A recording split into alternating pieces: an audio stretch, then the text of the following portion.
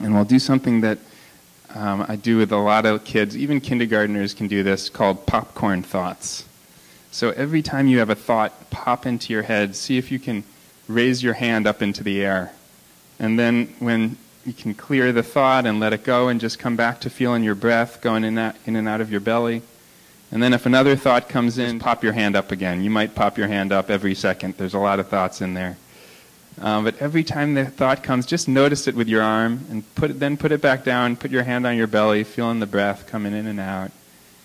Noticing every thought, not letting a single thought go by without catching it with that popcorn thought hand.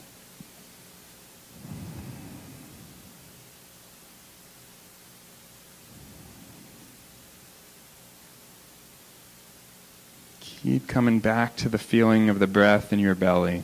Anytime a thought comes, popping your hand up.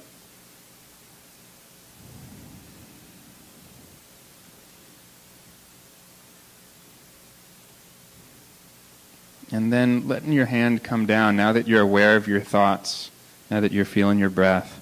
And now we can do something that's called the lion's gaze.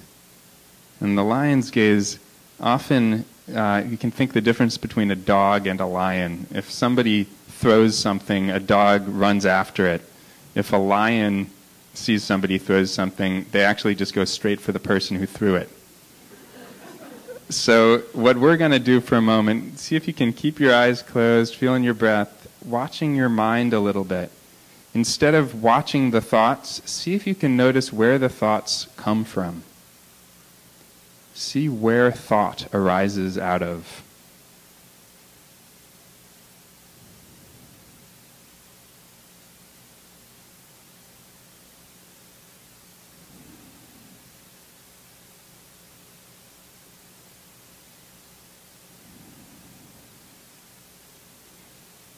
And let's take one more big breath in, holding it in for a second, and then a big sigh on the exhale. Ah.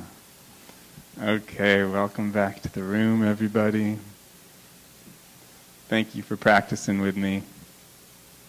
I wanted to give a little example of how these teachings are done in school. Amazingly, even kindergarten-age kids can learn to be witnessing their own thought processes.